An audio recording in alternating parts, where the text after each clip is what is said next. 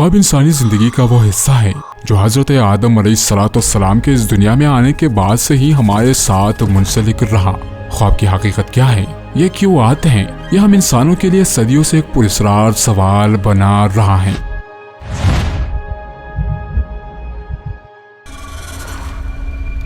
ख्वाब के मुतालिक ज़माने कदीम से लेकर अब तक सैकड़ों नजरियात पेश किए गए, लेकिन अब तक हम किसी हतमी नतीजे तक न पहुंच सके कि ख्वाब की ये दुनिया सिर्फ झूठ है या हकीकत, और नहीं ख्वाब की सही तशरीह आज तक मुमकिन हो सकी। एक नजरिए के मुताबिक नींद की हालत में रूह इंसान का साथ छोड़ देती है, लेकिन दिमाग के साथ उसका ताल्लुक कायम रहता है, और रूह जहाँ जाती है, जो करती है, उसकी तमाम इंफॉर्मेशन दिमाग को मिलती रहती है, जो इंसान को ख्वाब की सूरत में दिखाई देता है। तारीख इंसानी में ख्वाब के मुतालिक सबसे पहले अहले यूनान ने अपने नजरियात पेश किए। ह्यूमर अपनी मशहूर रज़्मिया इलियाद में लिखता है कि ख्वाब का भेजने वाला ज़्यूस देवता है। कदीम यूनानी ख्वाब को इल्हाम का दर्जा दिया करते थे। उनका मानना था कि देवता मरीज के ख्वाब में खुद ही आते हैं और उसको इलाज का तरीका बताते हैं। यूनान में ख्वाब की तामीर बताने वाले पेशेवर माहिरीन भी हुआ करते थे। सकरात का यह अकीदा था कि नेक लोगों के ख्वाब खालिस और इल्हामी होते हैं, जिनमें कोई पैगाम पोशीदा होता है। कदीम बाबल में भी ख्वाब को बड़ी अहमियत हासिल थी।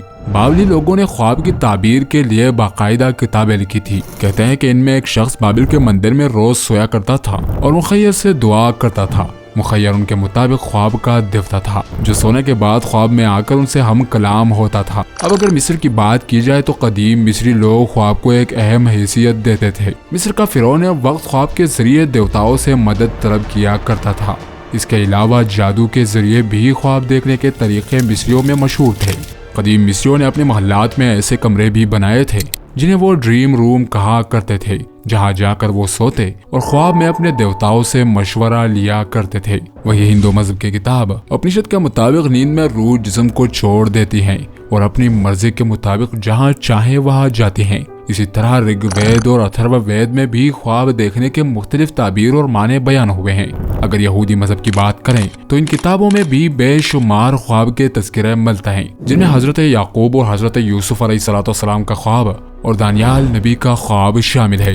इसी तरह तलमूद के मुताबिक बैतुल मुक़द्दस बनाने से कबल हजरत सुलेमान अलैहिस्सलाम से भी खुदा ने ख्वाब में कलाम किया था। कहते हैं कि बनी इसराइल के 24 आदमी हमेशा बैतुल मुक़द्दस में मौजूद रहते थे, जो माहिरीन ख्वाब थे। यहूदी फ़िरक़े की एक शाख जिसे कबालिस कहा जाता है और जो कबाला जादू के माहिरीन होते हैं, इनके किताबों में भी ख्वाब को एक तस्वीर के जरिए जाहिर किया जाता है, जिसमें गोल दायरे के अंदर तह बतह 14 दायरे होते हैं, जिनमें सबसे अंदरूनी दायरे से सबसे बैरूनी दायरे तक एक खुला रास्ता बना होता है।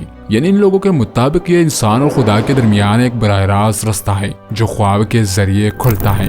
नीलिथिक दौर के आगाज में ब्राजील के मकामी बाशिंदे याहू नाम के एक मशरूब को पीकर खुद पर एक ख्वाब की सी कैफियत तारी किया करते थे, ताकि वो ल्यूसिड ख्वाब देख सके और नींद के जरिए एक जागती हुई हालत में खुदा से बात कर सके। इसी तरह अफ्रीका के कुछ कबाइल एक खास किस्म के मशरूम खाया करते हैं, जिसे खाकर वो ख्वाब की कैफियत में चले जाते हैं। 18वीं सदी में ख्वाब के मुतालिक सबसे ज्यादा रिसर्च करने वाले माहिर नफ्सियात सिगमंड फ्रेड ने अपनी किताब द इंटरप्रिटेशन ऑफ ड्रीम में बताया है कि हमारे ख्वाब दरअसल हमारे अधूरे ख्वाहिशात पूरे करने के लिए आते हैं। यानी हमारे वो ख्वाहिशात जो असली जिंदगी में पूरी न हो पाए, वो हमारे ख्वाब पूरे करते हैं, जो हमारे ब्रेन के सबकॉन्शियस माइंड का कारनामा है। लेकिन फ्रेड की ये तहकीक नामुकम्मल साबित हुई, क्योंकि हमें तमाम ख्वाब सिर्फ हमारे ख्वाहिशात के मुतालिक ही नहीं आते। लिहाजा फ्रेड के हमअसर कार्ल जंग ने अपनी थ्योरी में बताया कि दिमाग का एक तीसरा हिस्सा भी होता है। इस हिस्से में हमारे बचपन की यादें, जाती यादें और हमारे आबाओ अजदाद की मजमूई यादें दफन होती हैं, और इसलिए नींद की हालत में हमारा दिमाग इन यादों को दिखाता है। अब अगर दीन इस्लाम की बात करें तो कुरान मजीद के अंदर कुल 8 ख्वाब बयान हुए हैं, जिनमें हजरत यूसुफ अलैहिस्सलाम के ख्वाब को निहायत ही तफसील से बयान किया गया है। ख्वाब को मोमिन के लिए एक बशारत करार दिया गया है। लिहाजा रसूलुल्लाह सल्लल्लाहु अलैहि वसल्लम ने इरशाद फरमाया कि नबूवत खत्म हो गई, अब मेरे बाद नबूवत न होगी मगर बशारतें होंगी। सहाबा ने पूछा, बशारतें क्या हैं? अब सल्लल्लाहु अलैहि वसल्लम ने फरमाया, अच्छा ख्वाब जो आदमी खुद देखे या उसके लिए देखा जाए। अहादीस के मुताबिक ख्वाब के 3 अक़साम होते हैं। एक किस्म का ख्वाब वो जो शैतान की तरफ से मोमिन बंदे को परेशान करने के लिए होते हैं। दूसरा वो ख्वाब जो बेमाने होते हैं और इंसानी ज़हन के हिजान का नतीजा होता है। اور تیسرا خواب فرشتے کی طرف سے ہوتا ہے جس میں کوئی پیغام یا آئندہ آنے والے واقعات کی بشارتیں موجود ہوتی ہیں۔ ایک مقام پر نبی کریم صلی اللہ علیہ وسلم نے فرمایا کہ خواب نبوت کا 46واں حصہ ہے، لہٰذا خدا آپ صلی اللہ علیہ وسلم پر وحی کی ابتدا سچے اور پاکیزہ خوابوں کی شکل میں ہوئی تھی۔ آپ صلی اللہ علیہ وسلم خواب میں جو کچھ بھی دیکھتے وہ سچا ثابت ہو جاتا۔ خواب کی تعبیر بھی عہد نبوت میں نہایت ہی اہمیت رکھتا تھا، لہٰذا روایتوں کے مطابق فجر کی نماز کے بعد نبی کریم صلی اللہ علیہ وسلم عموماً اپنے صحابہ کی طرف منہ کر کے بیٹھ جایا کرتے تھے اور پوچھا کرتے تھے کہ کیا آج رات کسی نے کوئی خواب دیکھا ہے؟ اگر کسی نے کوئی خواب دیکھا ہوتا تو وہ اسے بیان کر دیتا اور پھر آپ صلی اللہ علیہ وسلم ان کی تعبیر بیان کرتے تھے۔ ماہرین نفسیات کے مطابق خواب کی سب سے پراسرار قسم لیوسڈ ڈریم ہے۔ لفظ لیوسڈ ڈریم کا استعمال سب سے پہلے ایک سائیکاٹرسٹ فریڈرک وان نے 1913 میں لکھی اپنی کتاب اسٹڈی آف ڈریم میں کیا تھا۔ لیوسڈ ڈریم کے دوران خواب دیکھنے والے شخص کو یہ پتا ہوتا ہے کہ وہ خواب دیکھ رہا ہے، لہٰذا وہ شخص اس خواب میں جو چاہے کرتا ہے اور جہاں مرضی وہاں جاتا ہے۔ یہ نیند کا سب سے گہرا یعنی 4th سٹیج ہوتا ہے جب ہم گہرے نیند میں چلے جاتے ہیں۔ لیوسڈ ڈریم میں ایک شخص کو اپنے خواب پر مکمل کنٹرول حاصل ہو سکتا ہے، لیکن یہ عمل، ٹریننگ اور پریکٹس کا نتیجہ ہوتا ہے اور ہر شخص کے لیے لیوسڈ ڈریم کو کنٹرول کرنا ممکن نہیں۔ اسی لیوسڈ ڈریم کے متعلق صحابہ رسول کا مشہور واقعہ ہے جن کا نام حضرت ابو امامہ باہلی رضی اللہ تعالیٰ عنہ تھا۔ حضرت ابو امامہ کو آپ صلی اللہ علیہ وسلم نے اہل باہلہ قبیلے کی طرف دین کی دعوت کے لیے بھیجا جو ان کا اپنا قبیلہ تھا۔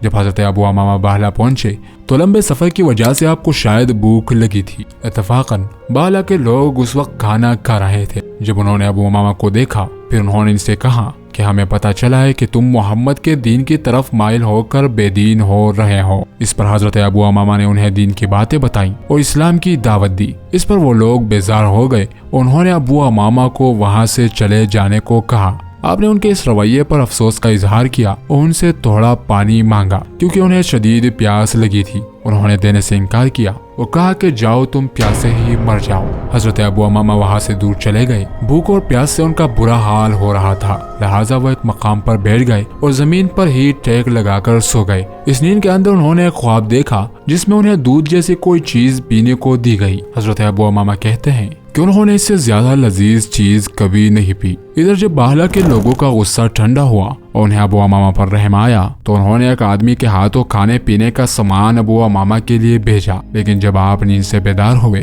تو آپ کا پیٹ پہلے ہی ایک بہترین خواب کے ذریعے بھر چکا تھا، لہٰذا انہوں نے اس شخص کو منع کیا اور کہا کہ اللہ نے مجھے کھلا دیا ہے۔ حضرت ابو امامہ نے اس شخص کو اپنا پیٹ بھی دکھایا کہ میں اتنا کھا چکا ہوں کہ یہ شکم شیر ہو کر بڑھ چکا ہے۔ باہلہ کے لوگوں پر اس واقعے کا ایسا اثر ہوا کہ انہوں نے ابو امامہ کے دعوت کو قبول کیا اور وہ سب کے سب مسلمان ہو گئے۔ یہ ایسا خواب تھا جس میں حضرت ابو امامہ کو اس سفید دودھ کا ذائقہ بھی محسوس ہوا اور خواب میں کھائی گئی غذا باقاعدہ ان کے پیٹ میں بھی جا چکا تھا۔ یہ وہ خواب تھا جس کی کوئی تشریح انسانی ذہن سے نہیں کی جا سکتی۔ کچھ خواب ایسے بھی ہوتے ہیں جو نہ صرف ایک شخص بلکہ پوری انسانی سماج پر اثر انداز ہوتے ہیں اور جس کی وجہ سے ہماری اس دنیا میں ایک بڑی تبدیلی ہو سکتی ہے۔ مثلا مشہور سائنسدان البرٹ آئن سٹائن کی تھیوری آف ریلیٹیوٹی خواب کے ذریعے ہی پتہ چلی تھی۔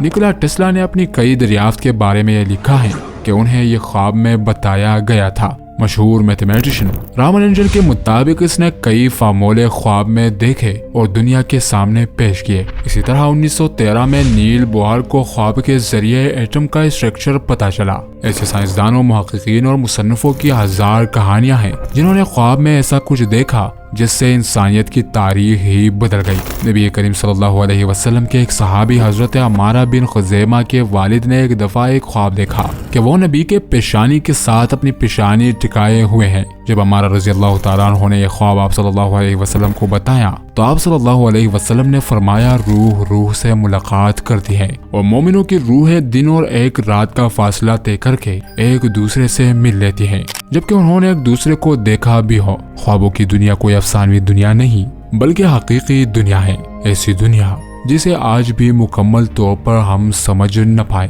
جہاں روحانیت اور سائنس میں کوئی فرق نہیں ہوتا۔ تو کیا خواب کے دوران ہماری روحیں وقت اور جسم کے قید سے آزاد ہو کر آسمان اور زمین اور مختلف ڈائمنشنز میں گھومتی پھرتی ہیں؟ کیا یہ سب ایک ایسے جہاں میں ہو رہا ہے جو وقت اور زمانے کی قید سے آزاد ہے اور جہاں ماضی، حال اور مستقبل سب ایک ہی ساتھ چل رہے ہوتے ہیں۔